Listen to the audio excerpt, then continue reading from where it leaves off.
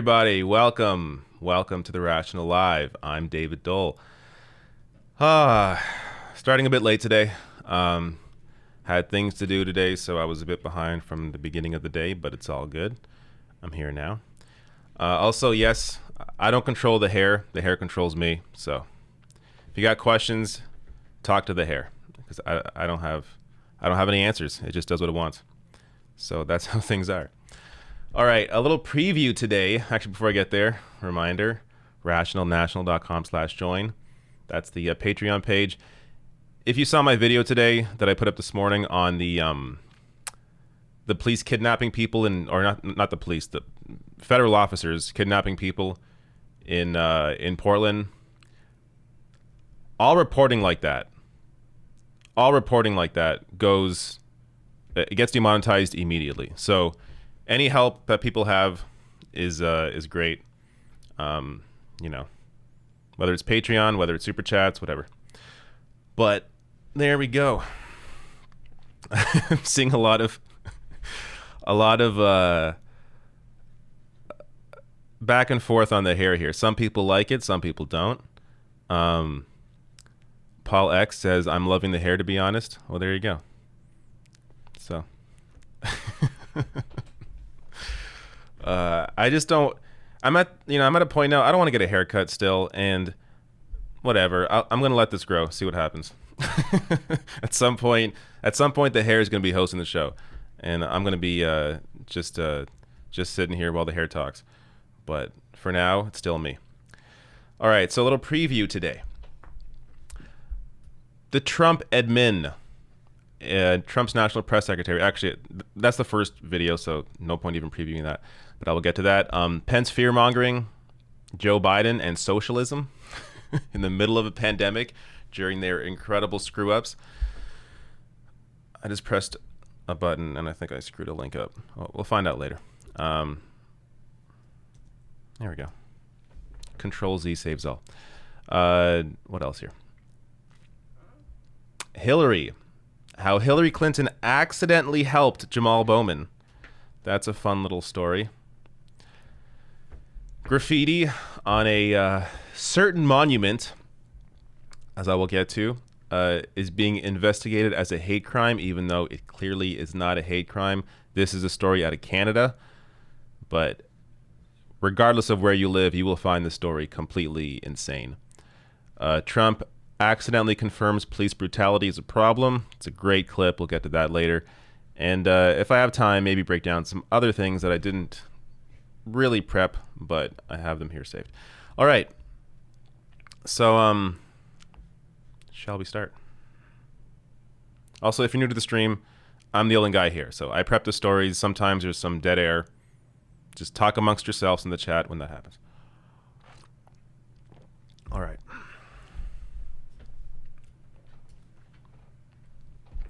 Trump's national press secretary, Hogan Gidley, was on CNN where he made some funny comments. So I'm going to play just the beginning of this interview.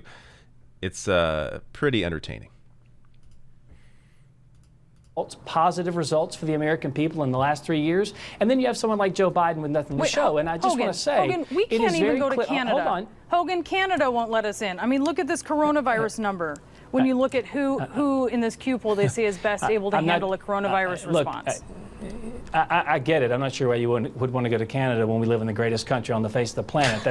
That's Donald Trump's mentality. Well, if you want to get away from coronavirus, apologizing you might. for this country. But regardless of that, let's be clear. You don't have to guess what this economy would look like under Joe Biden. We saw depressed wages for 8 years. Okay. A couple of great things to comment on there. This is really, really high quality stuff. So, mentions there, why would anyone want to go to Canada? Why would anyone want to go to Canada? Well, talk to the people in my mentions complaining that I'm not for opening up the Canadian border because those Americans want to get in here. I'm sorry, guys. This is the current state of things right now. I think you got to wait a little bit. Before you're allowed back in Canada. So initially, the border was supposed to be opened up on July 21st. They have now extended that another month. Thank God. based on these numbers, just in case you can't read here, daily new confirmed COVID-19 cases per million people, shown as the rolling 7-day average. So this is all relative. This is per capita. Look at the increase that the U.S. continues to experience in COVID-19 cases, while Canada is sitting down here. So please spare me your comments about how great America is and why would anyone want to go to Canada when this is the current state of the coronavirus. Now, in the economy, yes. Oh, Joe Biden would destroy the economy. Have you looked around? Have you seen the unemployment numbers? Do you know what's going on? So this is what the Trump administration has to do. They have to completely ignore reality to be able to fight for their candidate here. From Politico, jobless claims have come in higher than 1 million and more than double the worst week of the Great Recession for 17 straight weeks. For 17 straight weeks, it has been this bad. And it continues because of this. And you have what? I mean, let's just get back to the Canada versus US comparison here. Not to say, if I'm doing a video on just Canadian stuff, I have criticisms. I have plenty of criticisms of Canada as a Canadian.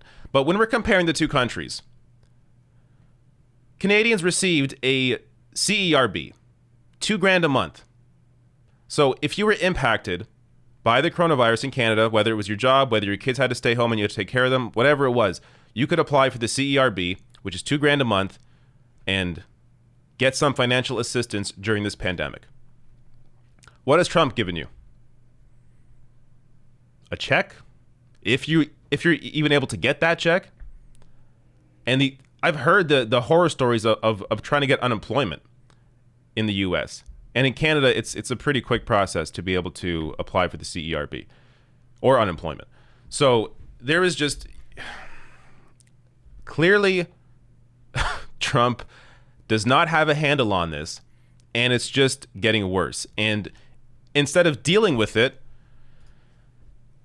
these are the kinds of speeches he's giving. So because he can't actually present anything for the American people, he has to just distract with complete bullshit. So take a listen to this clip from one of his recent speeches. Cases lower than that. We're bringing back consumer choice in home appliances so that you can buy washers and dryers, shower heads and faucets. So shower heads, you take a shower, the water doesn't come out. You want to wash your hands, the water doesn't come out. So what do? You just stand there longer, or you take a shower longer? Because my hair, I don't know about you, but it has to be perfect. Perfect.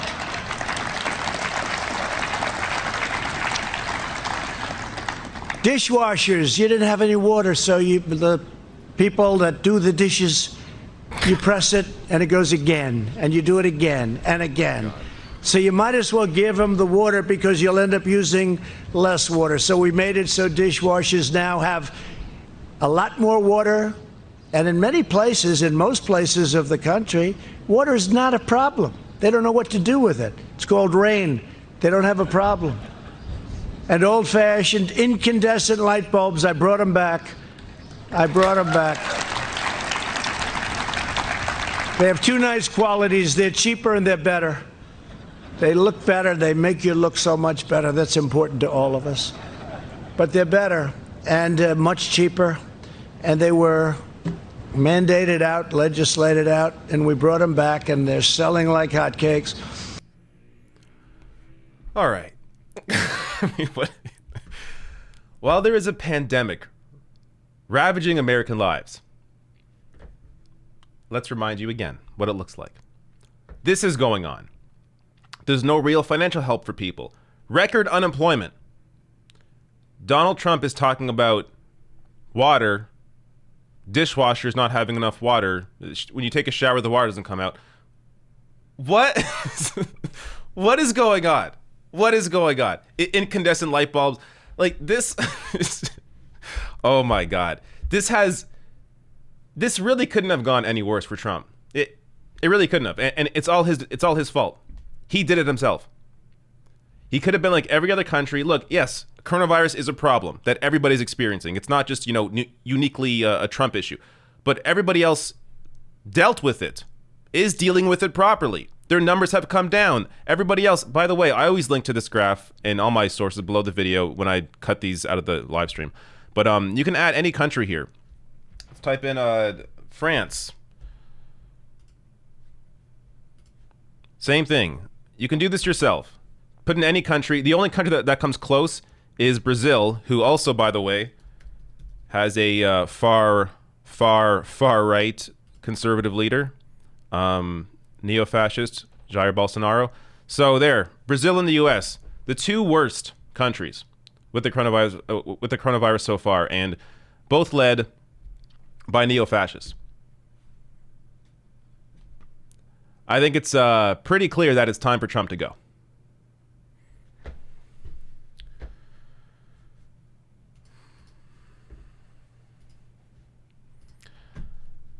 I forgot to mention super chats, didn't I? I think I did. I will, of course, I will take your super chats throughout the stream once I bring up the menu. I don't think I even... I'm all over the place today. I don't think I even tweeted out that I'm doing this. Give me 1 second here.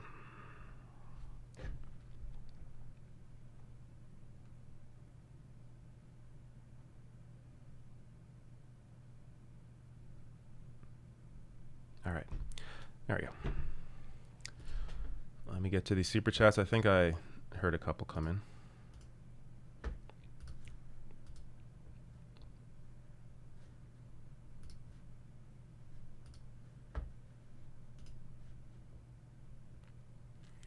All right, Samantha Sider says, keep up the good work. Thank you, Samantha. Gretzky R says, try the Che Guerrero look. Well, I will try. I will. I'm doing my best to look as Cuban as possible. But, you know, I don't think I look very much like Che. Miranda Juvan says, you are now 3 patrons away from 1,000 on Patreon. Wow. There you go. Become a patron and allow me to hit the 1,000 mark. That'd be awesome. Mikey Kingston says, babooey, babooey, babooey. All right, there you go.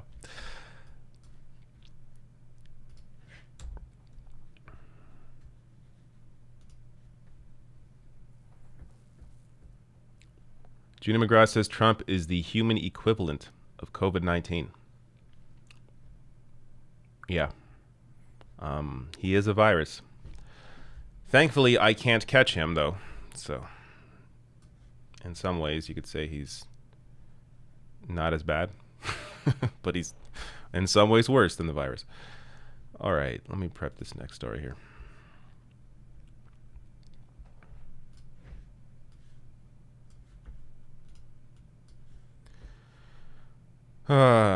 Next up is Mike Pence, who I really don't talk a whole lot about Pence, but he also doesn't really appear all that often. He's definitely been kind of behind the scenes, hiding.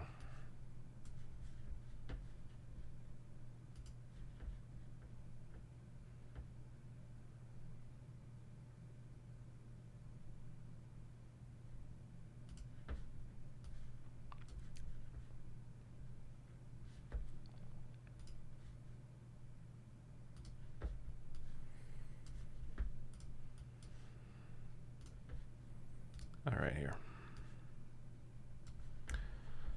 Almost ready.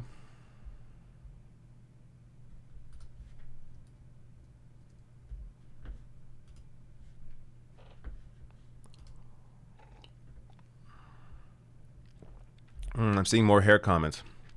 Thank you, thank you. 2 compliments on the hair. Well, as I said, I don't control it, so you have to thank the hair yourself. Okay.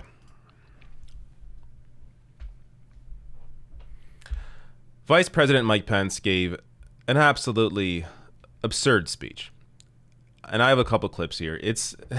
This is him attempting to fear-monger what a world would be like without Donald Trump. When reality right now is smacking everybody in the face of what a Donald Trump reality presidency looks like. But let me get to the first clip here. Our economic recovery is on the ballot. This is a live thing. I'm just going to fix the audio so the rest of you can hear this properly. Our economic recovery is on the ballot. But also are things far more fundamental and foundational to our country. You know, it's not so much whether America will be more conservative or more liberal, more Republican or Democrat, more red or blue. It's whether America remains America. It's whether we will leave to our children and our grandchildren a country grounded in our highest ideals of freedom, free markets, and the unalienable right to life and liberty, or whether we will leave to our children and grandchildren a country that is fundamentally transformed into something else. Like those first Republicans, we stand at a crossroads of freedom. Before us are two paths, one based on the dignity of every individual, and the other on the growing control of the state. Our road leads to greater freedom and opportunity. Their road leads to socialism and decline. President Trump set our nation on a path to freedom and opportunity from the very first day of this administration.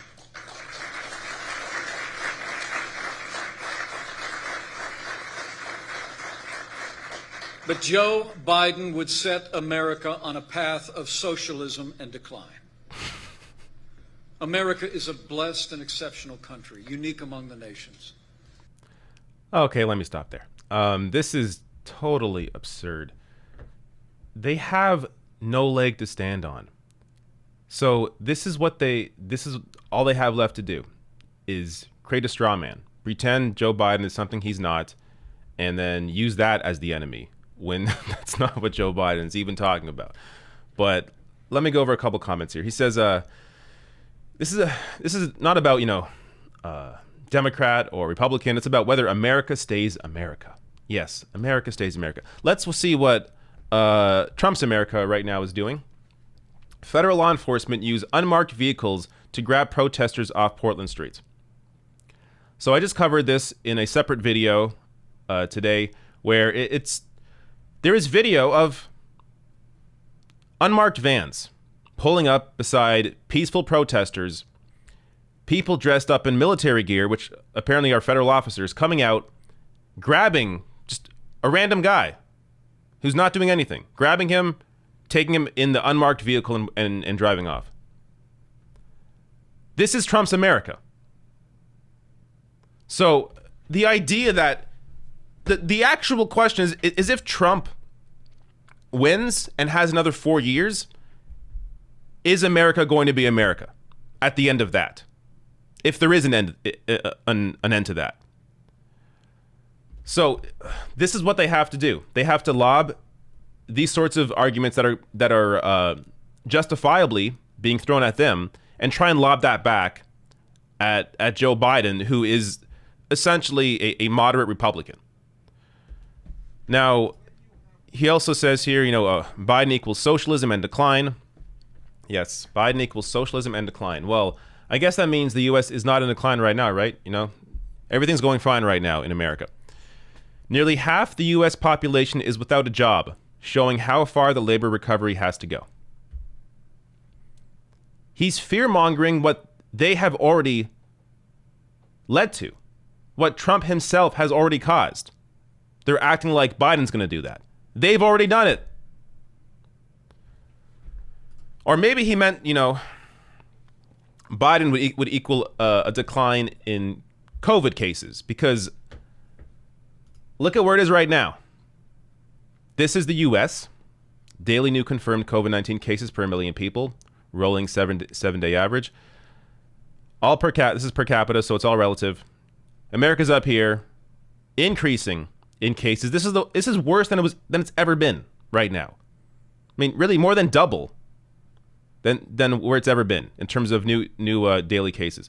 Compare that to Australia, Canada, France, Denmark, Italy. You can go to this link. I always link to sources below the video.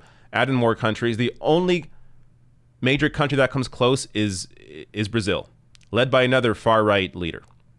So this is the current state of America under Donald Trump. Now, there's one more clip here where he makes maybe the most outlandish comment. The safety and security of a government devoted to law-abiding citizens in this country. But now all of that is under threat. Joe Biden has referred to himself as a transition candidate. But many were asking, across this country, a transition to what? And now we have the answer. Recently, Joe Biden combined forces with the socialist Bernie Sanders and the radical left wing of the Democratic Party. And we don't need to guess where they're planning to take America. Biden and Sanders recently released a document from their Unity Task Force outlining their agenda for the country. And reading that document, you know, I thought Joe Biden won the Democrat primaries, but looking at their unity agenda, it looks to me like Bernie won. When you look at their agenda, the only thing that ended up unifying was Joe Biden to the radical left. Okay, I'm just going to stop there. You get the point. This is completely absurd. Like, if you look at any leftist critique of that joint policy task force, including like whether it's my critique, whether it's the Young Turks, whether it's Kyle Kulinski, Mike Figueredo, whoever, we're all in agreement that the whole point of that was essentially symbolism, was to act like, oh, you know, we're working together to really fight for these shared values, when the whole point of the joint policy task force was to, yes, try and act like Biden was conceding to the left for the left-wing audience when really he's not. Now, are there some things in there that is an improvement on his initial platform? Yes. But there's no Medicare for all. There's no Green New Deal. There's no free public college. None of the big ticket items are in there. So even though, yes, there's been improvements made to Biden's platform, and the left should and hopefully will fight Biden if he becomes president and try and push him to the left, try and get some of these big ticket items in. The reality is that's not who Joe Biden is right now. That's not what he's fighting for, and that's not what's in his platform. But this is the kind of BS they have to roll out there. And so Pence says there, a transition to what? So, you know, he brings the question up or brings the point up that Joe Biden said that he's a transition candidate. Well, if Mike Pence actually finished the sentence, Biden's sentence, he would have gotten his answer. Biden says he will be transition candidate to put the Mayor Petes of the world into office. Young neoliberals like himself. That's what Biden is a transition to. So you see how dishonest Mike Pence has to be. Because if he just finished Biden's sentence, a transition to younger neoliberals is not a scary thing for people like them. But a transition, he has to make it a transition to hardcore socialism. The government's going to come and take your house. It's now the government's house. Or whatever the hell they're thinking. I have no idea. Because all of this stuff is just pure fiction. So hopefully, you know, Biden at some point will support I don't think it's going to happen, but hopefully Biden would support something like Medicare for all, which a majority of voters support, by the way. If you look at any polling, not just Democratic voters, a majority of all voters support Medicare for all. Because all you have to do is look outside your borders and see that every other damn country has a universal healthcare system. But that is not what Joe Biden's fighting for. Joe Biden is not socialist. He's not far left. It's not a Bernie Sanders candidacy. The whole thing is completely ridiculous. And this is their only course of action. And really, it's a horrible strategy. Because anybody with half a brain can tell that Joe Biden is simply, at best, a moderate.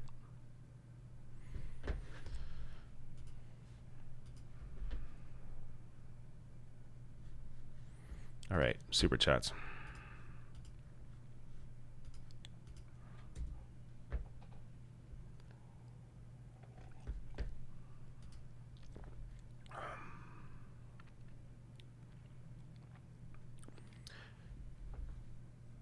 Miranda Juvan says, will Canada please adopt U.S.? We're being abused. Once COVID passes and you're not going to spread that disaster to the rest of us, then I have nothing against Americans coming here. It's Americans that have the most likelihood to have COVID-19 based on all the data. So got to get rid of the virus first. Equanomit says, you kind of look like younger Tucker Carlson.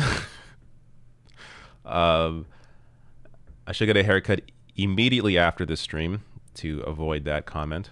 But that's kind of scary. Carrie Mullins, thank you for your super chat. Famous and Thoth says, please tell me you heard Meghan McCain's take on Blake Neff and Tucker Carlson. She blames cancel culture. Sorry, a bit off topic. I did not hear this. I have to go watch that, I guess. But do I have to listen to Meghan McCain? I'm trying to avoid her now. I've definitely done a lot less Meghan McCain over the past 6 months. And my I've been happier because of it, I think. Shelby Hall says, I'm so depressed. I'm in law school at 45 years old because of RBG's example and fierceness. Today she announced her cancer is back. Yeah, I did see that. Let's hope she can hang in there till December or till January. Would Trump be able to? I guess this is a question no one in front of me can answer. But what happens if she leaves between, like, say Trump loses in November and then before Biden is sworn in, let's say someone on the Supreme Court dies. What happens then? I'm sure there are people that know that answer, but I don't know that answer. Ashura says, nice hair, David. Loving that Sheriff of Nottingham look from Robin Hood. Men in tights. I watched that as a kid, though I have not gone back as an adult. I'm sure I would get the jokes a lot more if I watched it as an adult, but I saw that when I was like 9 or 10. All right.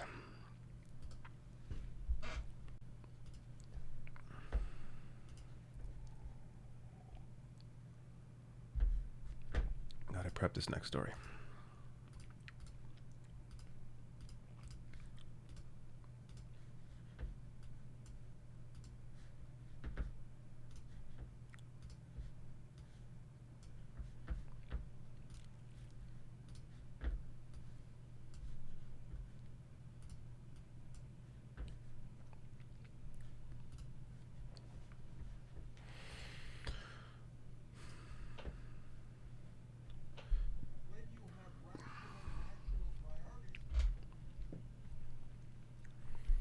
So news came out that Hillary Clinton accidentally helped Jamal Bowman's campaign to defeat 16-term incumbent Eliot Engel, one of Clinton's friends. Now, I'm going to get to how exactly she helped him, but first I do want to share this news that we already know, but it became official today.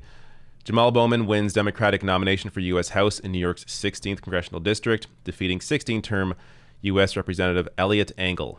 So it is now official. Last I checked, Jamal Bowman was up by like 30 points. So it kind of funny to me it took this long. I guess because Eliot Engel didn't concede, but there you go.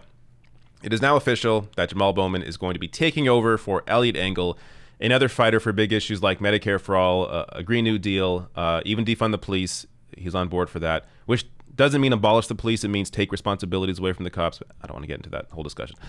But let me show you how exactly Hillary helped Jamal Bowman. Quote, the Hillary Clinton endorsement led to our second biggest fundraising day of the campaign.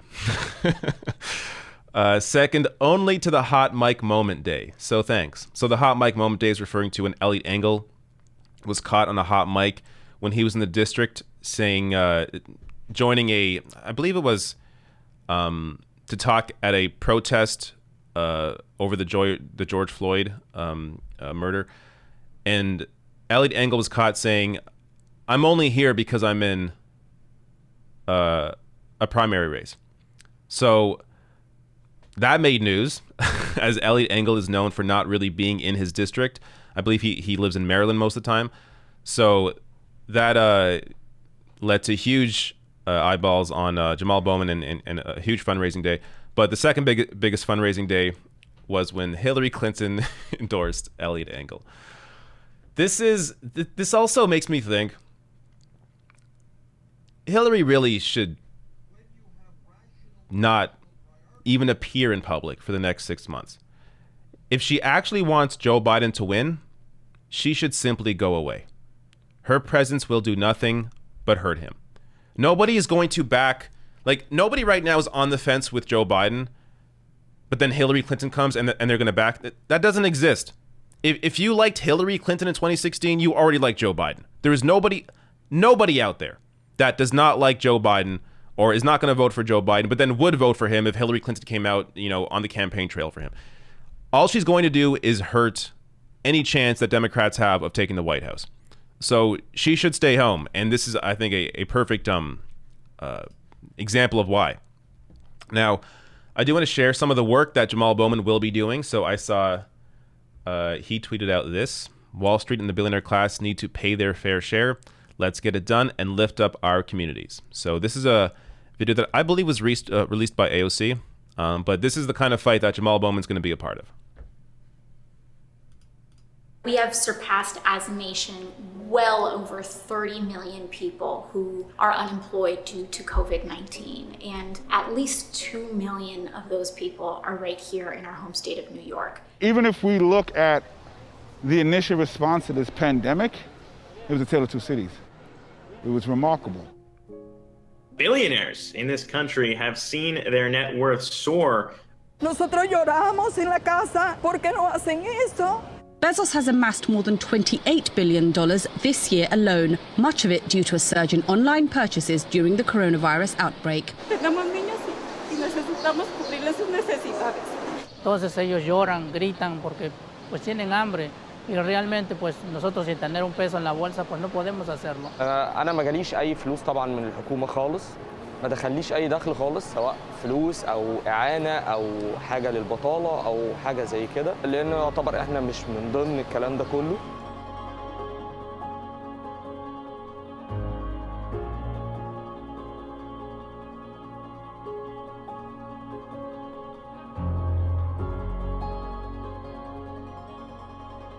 Tuve que vender mi auto para pagar las rentas que ya habían pasado, ya se habían vencido.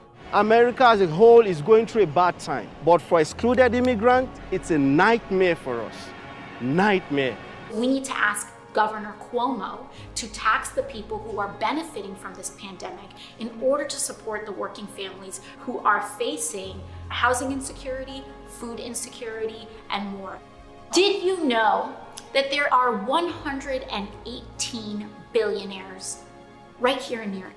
Not in the United States, not in the world, in New York. In fact, as all of us are going more and more into a cycle of debt, the richest men are literally making more money than ever. And during the COVID-19 pandemic, those 118 billionaires raised their net worth to a collective $556 billion for 118 people in the state of New York. So that gives you an idea of why people like Jamal Bowman, why people like AOC are so important in Congress. Because this fight is not being had right now. It's being had, by the few individuals that are fighting for, like AOC, Ilhan Omar, Rashida Tlaib, Bernie Sanders. But by and large, this kind of topic is just not up for debate. Billionaires are allowed to make this kind of wealth, amass this sort of wealth, build their wealth during a pandemic like this, while millions of Americans are suffering. Record unemployment.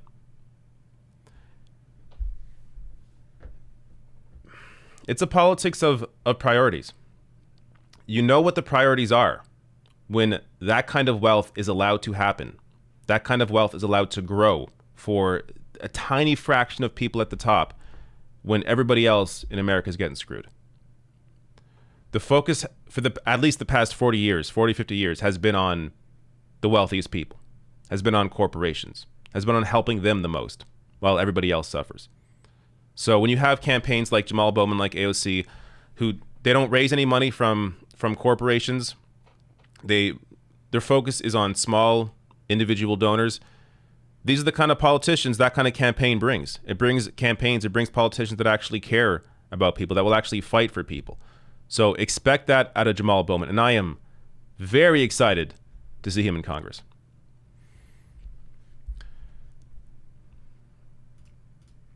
All right. In case some of you were wondering, I didn't put it full screen while I was playing that video because I changed some of my audio stuff around, and I was afraid if I made it full screen, I would have cut the audio out.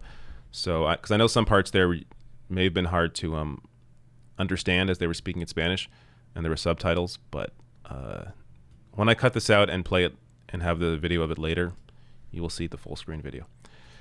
All right. Let me check the chats.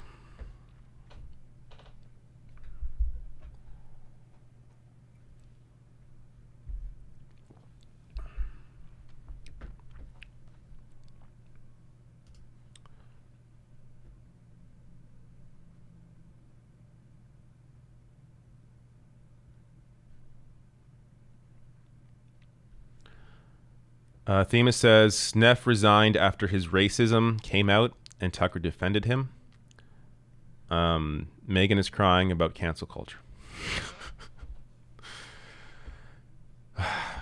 People are not free from criticism, and they are not free from repercussions.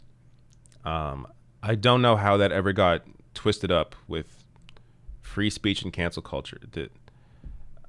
And my videos on that stuff too, on cancel culture in general, you see how long the left has been canceled.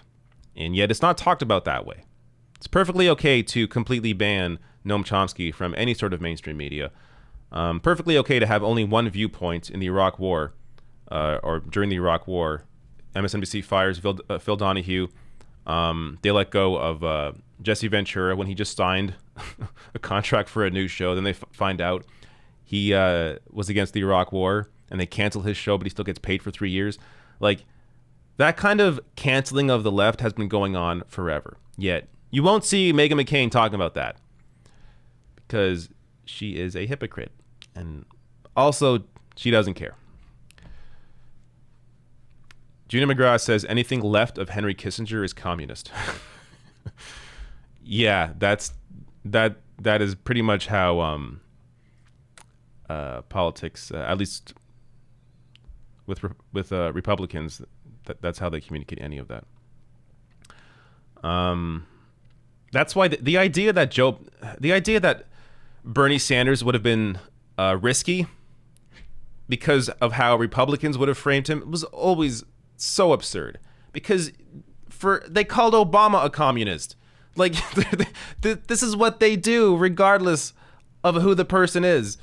So this is how they play the game. Yeah, I guess I'm just amazed that anybody still falls for it. But a lot of people, I guess, have busy lives and are just ignorant of reality. Car Wash Freak says they said COVID could last till 2022 on U.S. I guess you mean on U.S. soil. I mean, the way it's going right now, yeah. You pretty much, you need a vaccine. And then even then, you got anti-vaxxers that, are not going to trust that vaccine. So it's, I don't know. Miranda Juvan says, don't listen to the haters, David. I love the hair. It looks sexy. And more importantly, it shows you care more about people's lives and how you look. Wait, what? Is that a backhanded compliment? I love the hair. It looks sexy. And more importantly, it shows you care more about people's lives and how you look. What you're essentially saying there is, I'm not putting any effort into how I look, but I care about people's lives. That's what matters most. Well, thank you, I think. But no, I don't think my hair's ever been this long in my entire life. So you know what?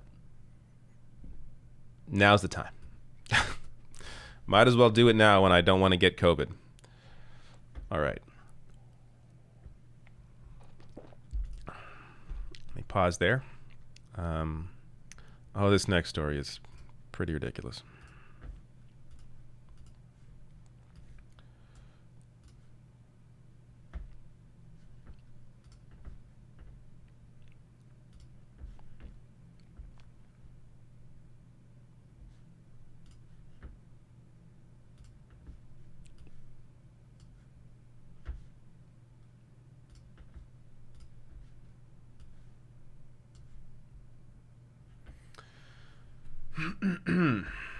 Okay.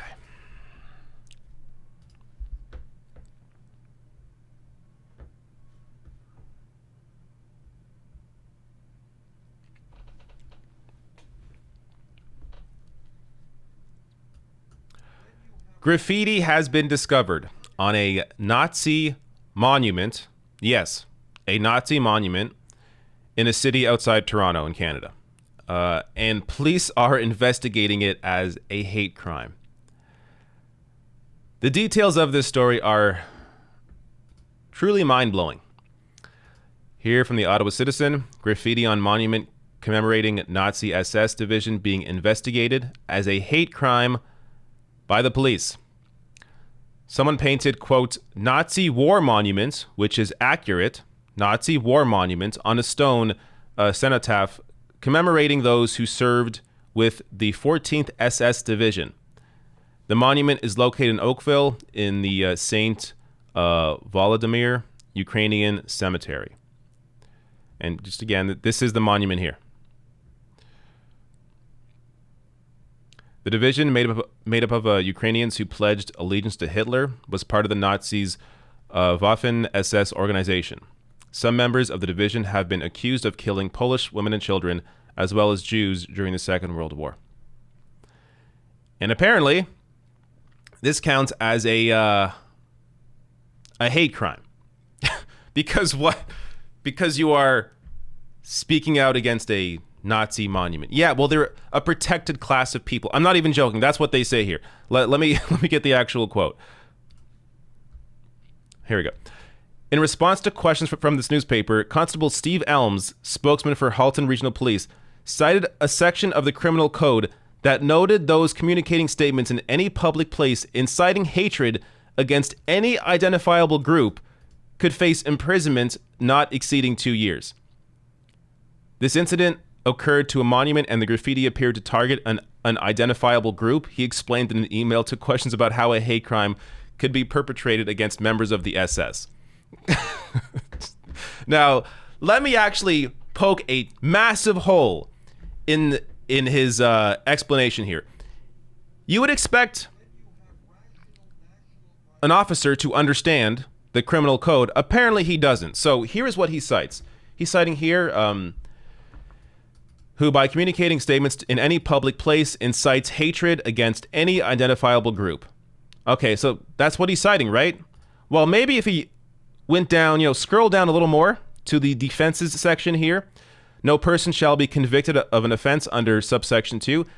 A, if he establishes that the statements communicated were true. They're true. That is a Nazi monument. It is fact. It is fact. If you're offended by that, I'm sorry, but that is a Nazi war monument. That's what it is. It's not even saying like, hey, go to hell or kill all the Nazis. It's not even saying that. It's just stating the graffiti states Nazi war monument, which is fact. That is a true statement. So if the officer actually knew the criminal code, he would understand that this is not a hate crime. Now, I want to give you just a little more, in case you want to do, some more research after this and are wondering why the hell does this exist? Why is there a Nazi monument in Canada here? So a couple of people for me to recommend to you. Rob Russo has a great podcast. He tweets out here, Many are wondering why we have multiple Nazi monuments in this country. It's because we deliberately imported scores of fascists post-World War II in order to disrupt any emerging collectivism in the Ukrainian diaspora. Dan Beckner broke this down for me last year. So if you check out his podcast, 49th Parallel, episode 30, you can also just check out Rob Rousseau on Twitter. You'll find his tweet.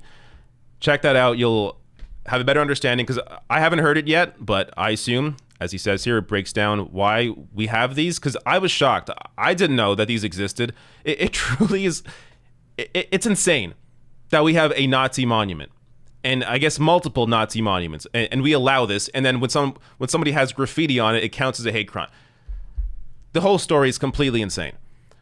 Also here, there's some great reporting, and also the initial article from Ottawa Citizen, I think it's Ottawa Citizen, yes, references Moss Robson. So Moss Robson has also great reporting on this as well. But here recently, and this is back in March, he had this story: how a network of Ukrainian ultra-nationalists penetrated Canada's Conservative Party to lobby for military conflict. So this apparently has been an ongoing thing, where I'm not going to get too into it here, but here, once an underground network of fascist ideologues shunned by the Ukrainian Canadian community for criminal ideas, Canada's ultra-nationalist Bandera lobby is today a major political player. It recently rubbed shoulders with former PM Stephen Harper and top contenders for the leadership of his Conservative Party. So this is a story I had no idea that any of this was going on. So you can, if you want to read more into it, I will link to this stuff below the video. Once I cut it out of this live stream, you will see that. But this is, there's no defending this. The fact that this exists, that this has been allowed to exist, in itself is completely insane. But then the idea that graffiti on that, calling it what it is, a Nazi war monument, that's a hate crime, I mean, it gets to just completely ridiculous levels. All right. That was the insane story of the day. Not that the rest of them were sane. Pretty much every story today was, except for the Jamal Bowman story, was off this wall crazy. All right. Let me get some chats here.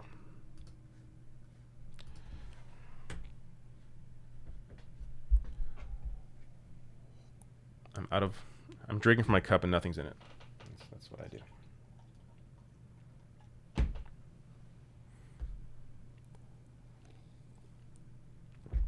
All right.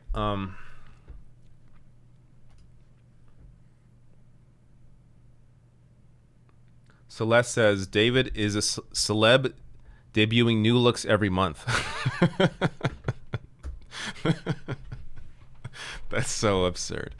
I'm not a celeb. But I have sort of been debuting new looks every month. That is, I guess you could say I'm sort of channeling Madonna in that sense. But it's definitely not intentional. Javier Ramirez says, hello, David. Would you ever consider coming to live in America? Let me finish your sentence. Okay, if we get Medicare for all and have a president like AOC, well, maybe, if that happens. All joking aside, though, I do enjoy visiting the U.S. There was a point in my life when I was younger that I heavily considered studying in America. I wanted to take a video production program in San Francisco. This is like almost 20 years ago now, but I decided not to do that, and maybe it was a good idea, but I didn't do that. But at this point, a lot would have to change, and I really enjoy where I live. I mean, family, friends are here. It's kind of hard to just divorce myself from that. And also, I think part of the reason some people enjoy watching me is that I give you perspective as a Canadian from a different country. Like, I give you that perspective that you don't necessarily get with people that are living in the country. So I don't really know if it would really add anything to my commentary if I did move to the U.S. But nothing against the country, just the politics right now is too wild to even consider it. Not to mention things like COVID, which are going to be here for at least till the end of the year. Likely much longer. Okay. More questions? Yes, there were. Mr. Sir said, did you hear about a state meeting in Utah about reopening schools that went bad when attendees refused to wear masks and protested? How are we supposed to trust our schools with kids after that? Yeah. Well, the thing with... So there's mixed science on this. There's some reporting, some studies showing that kids don't get the coronavirus as much and don't suffer from it as much as adults do. But then I've seen, I think it was a study out of China that showed that while it's true that normally kids are 3 times less likely to get the virus, if they're at school, they're 3 times more likely to get it, meaning that they're completely in line at that point with the rates that adults get it. So I'll just say this. If I had kids, I wouldn't be putting them back to school if I was in America right now. Unless you're in, I don't know, maybe some states have completely eradicated it. I don't, maybe Vermont's doing well. I have no idea. But especially if you're in like Florida or Arizona or some of the upcoming states now that are seeing increases as well, like Tennessee, I would not put my kid in school. And yes, I understand there's the other negative impacts in terms of you want your kid to socialize, you want that part of their development to be able to continue, and not having them there would be, an impedance to that. But I feel bad for the teachers. I feel bad for, the other people that help out at these schools that are not, they may not be kids, but they're still lives. They're people that could still get the virus and have a higher rate at getting it from the kids. Because the thing with kids is, sure, they don't have as many symptoms and aren't impacted by it as much as adults are, but they can still transmit it. So if they're transmitting it to the teachers and then to the parents at home, it all depends on where you are, I guess. If you're in Florida, don't even think about it. If you're in a state where it's a lot better, then I guess you can consider it. But at the very, regardless of any school reopening plan, every reopening plan I think should have an option for homeschooling. Not homeschooling, but being able to do their homework at home. So everybody should have the option to keep their kid at home and they still learn through whether it's maybe live streaming, if that's available. And I know, again, we get to the question of, well, does the kid have access to a computer, the internet? That becomes a bigger issue in lower income areas for sure. But if they do, then there should be the option there to be able to learn from home. So especially for kids that are maybe immunocompromised, or parents that are immunocompromised, or teachers that are immunocompromised, there has to be that option available. You can't just force everyone back to school. It doesn't make any sense. Okay. Good question, Sam O. I just saw you pop up as I was about to bring that up. I don't have a prepped story on it, but I do want to mention it. Let me get through the other chats first, and then I'll get to your question, which is what I will get to. Where was I? There you go. Miranda Juvon says, can you play YouTube videos from CBS while you're on YouTube? No, I can't, unfortunately. Because I know what you're talking about. Yes, if so, the Dershowitz tuning out the news might cheer us all up. Because man, today's dark. Yeah, CBS has a shockingly great political cartoon show. They've interviewed Dershowitz. Who's the other guy? Rick Wilson of the Lincoln Project. So what they essentially are doing, or appear to be doing, at least with Rick Wilson, I'm not even sure where Dershowitz sits in that debate, but Rick Wilson with Lincoln Project, they seem to be bringing on people that are never Trumpers and just tearing them to shreds. So Rick Wilson is they're the Never Trump group, the bunch of conservatives running this pack to help Joe Biden, putting out ads that are I guess appealing to people that are conservatives, but I I can't even explain it here. They bring him on for an interview, and it's cartoons interviewing him, but clearly he had no idea what was coming because they completely tear him apart. So the show is called Tuning Out the News, TOON. It is really good. You have to check out, I guess, the Dershowitz interview, also the Rick Wilson interview. It is so well done, and I was shocked that CBS would put out something that was so good in their analysis. Very a true left-wing analysis of Never Trumpers. All right, Mr. Sir says, just want to add that 82 kids got COVID at a summer camp in Georgia, and they had to shut it down. So yes, kids can definitely get COVID and spread it. There you go. Yeah, I think I heard that story as well. It is weird to me, though, that there's just like these, there's 1 or 2 or 3 cases. I mean, there's 300 million people in the U.S. You would think that there would be more examples of that, of these sorts of super spreader events with kids. So I find it really odd that that one event experienced that, unless there really are just no other camps going on right now. But I know there are. I've listened to podcasts and things where people talk about their kids still going to camp. So that stuff's still going on, and we're not hearing as many stories about that. But I still worry about the teachers, the parents, any adults that are taking care of kids in situations like that. Sam O, here we go. Says, did you talk about the Georgia governor mask decision? So I'm not sure if there's any update to this story, but I did save the link, as I was going to do a story on this if I had time to prep. I just didn't have time to prep this today. But where is it? Here we go.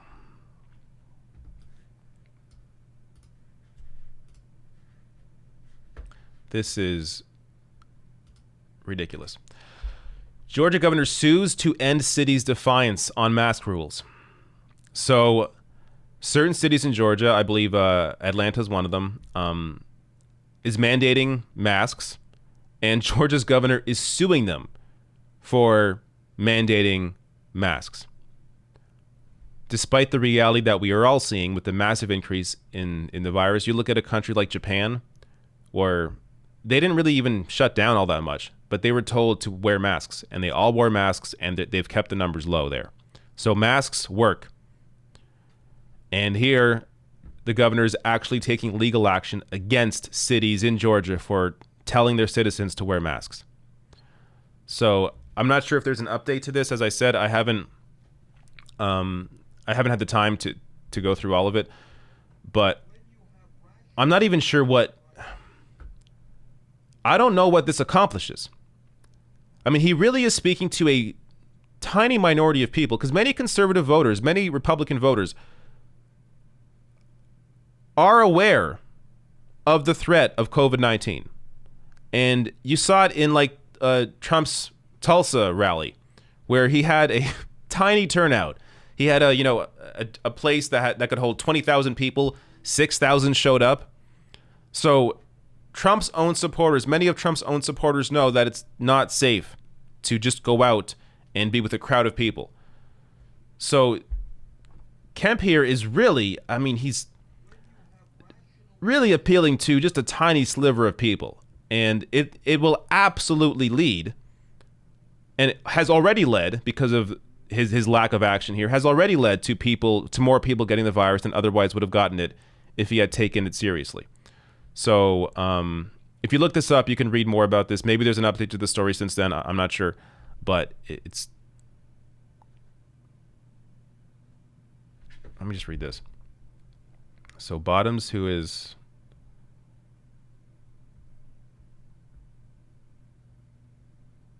Atlanta Mayor Keisha Lance Bottoms. Okay. As of today, 3,104 Georgians have died, and I and my family are amongst the 106,000 who have tested positive for COVID-19. A better use of taxpayer money would be to expand testing and contact tracing. If being sued by the state is what it takes to save lives in Atlanta, then we will see them in court. Wow. Man. Yeah. You chose Kemp over Stacey Abrams. Now, Stacey Abrams, from a leftist critique, has her issues, of course, but this would not be happening. This would not be happening if you had a Democratic governor there right now. Completely insane. Okay. That's all my major stories today. I was going to maybe talk a little bit about the military trying to recruit teens on Twitch. But I don't know. The story's kind of old now. Oh, I do want to show this. Okay, actually, there's something else I did save.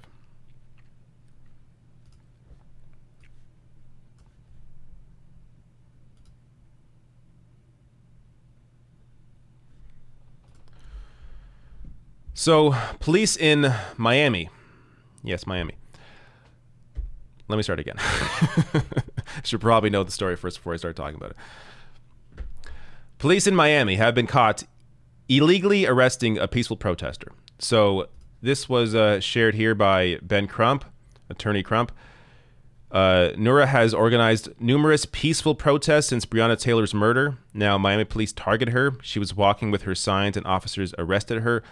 Police can't stop you from peacefully protesting. This is harassment and a violation of First Amendment rights, which it clearly is. Watch this video. All she's doing there, standing there, protesting, and they arrest her. The great shirt. Great shirt. Female with a great shirt. Great shirt. Female with a great shirt. What did she do? She didn't do nothing. She didn't do nothing. For what? No. She did nothing.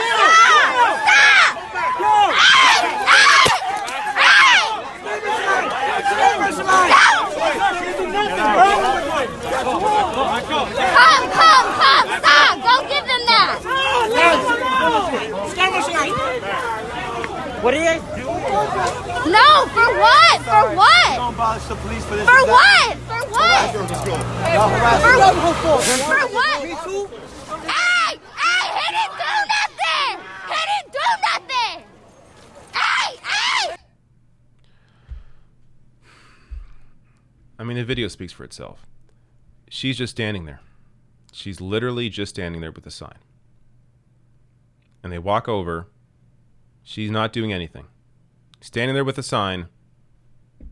They walk over and arrest her. That's illegal. That's an illegal arrest.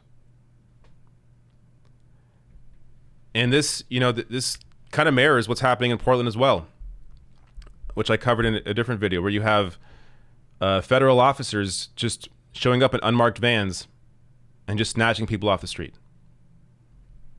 Not identifying themselves, not saying why they're arresting people, just snatching people off the street, putting them in the van, and then driving off.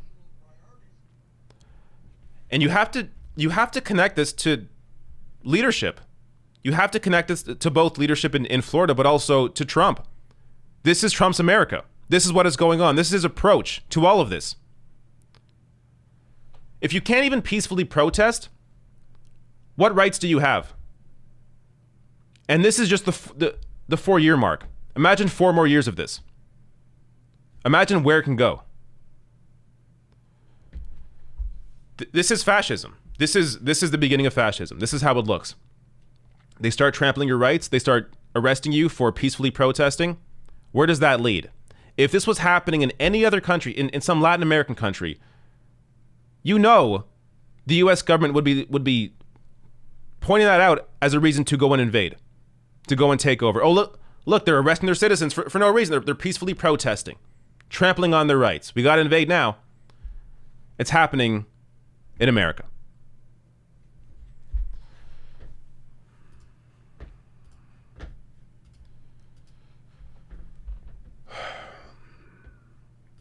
All right. Yeah, we really do need to watch that cartoon. Put us all in a much better mood. Fortunately, copyright would pull me down.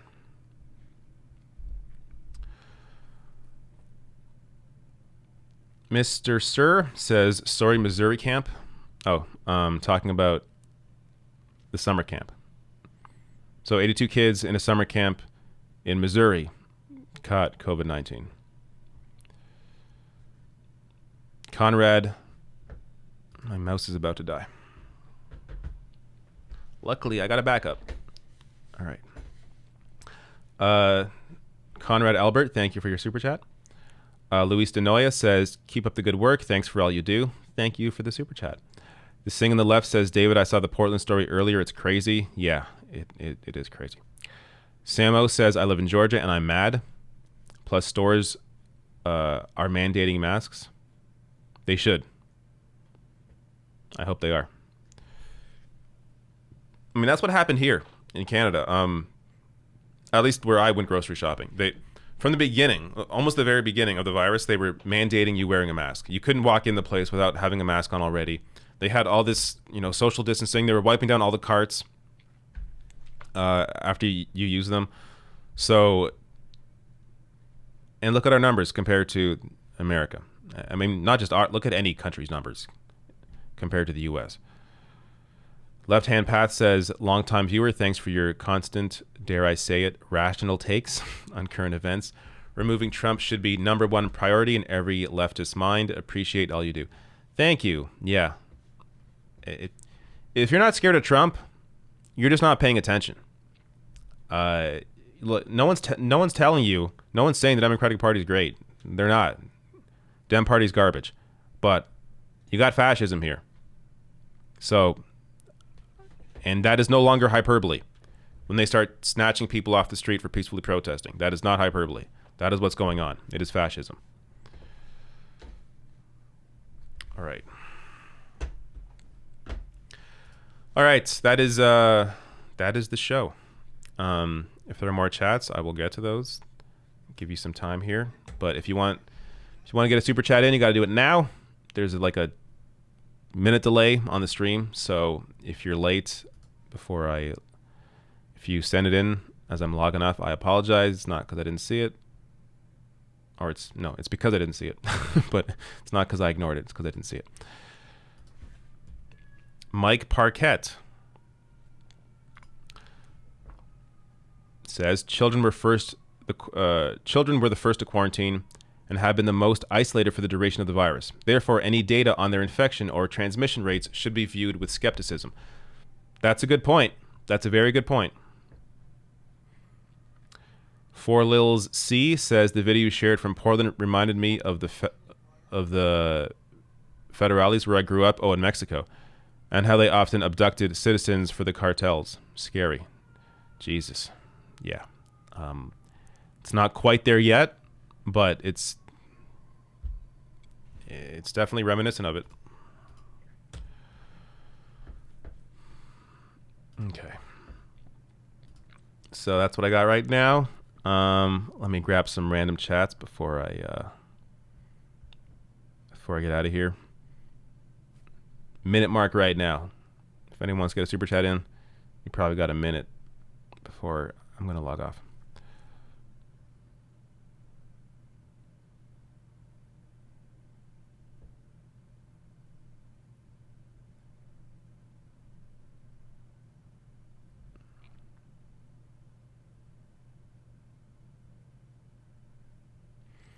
CT says, I live close to downtown and I can hear the flashbangs. Downtown where?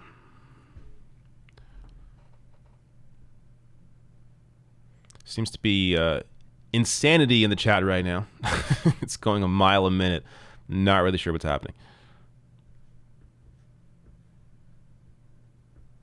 Hyperbole is pronounced way different than it is spelled. Yes. Yes, it is.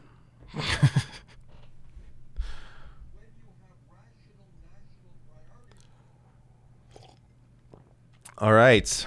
I think we're good here. Rachel Atwood, why has David decided to imitate his prime minister's hair? I am not. In fact, I believe that Trudeau has gotten a haircut, so he should look different than me right now. But that is definitely not intentional.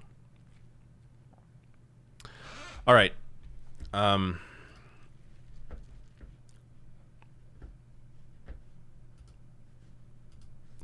God, anybody, I'm not even going to acknowledge it, but anybody denying the difference between Trump and previous administrations, you're just a fucking moron. Yes, the things you're saying exist, happen, yes. Now they're taking civilians off the street. Show me the video of that. Show me the video of that under Obama. Taking fucking civilians off the street. It's a little different than their approach to whistleblowers, which Trump has also continued. So to completely deny the obvious difference, you're just a moron. All right. I had a good time. Don't know about you. But that was fun. And, oh, is there more? Did I miss something? I did. Miranda Juvon says, thanks for everything, David. You should also check out our cartoon President. It's made by the same people, equally hilarious. I've seen some clips of that. It's not bad, but it's not really a criticism on it's kind of the standard Trump criticism, which is fine. But the tuning, what is it? Tuning Out America, whatever it's called. The new one is so good because they take down these never Trump dipshits. All right, thank you all for showing up. Just last refresh, we're good. Okay, thank you all. I'll be back here on Monday. Not here, but on Twitch live Monday mornings. I have a Twitch show from 10 a.m. to 11 a.m. It is now called Rash Hour. Get it? It's like Rush Hour, but it's Rash Hour. It's pretty good. But it's kind of a laid back show. You know, we just kind of chill, talk, chat. I check out the news. But otherwise, see you later. Goodbye.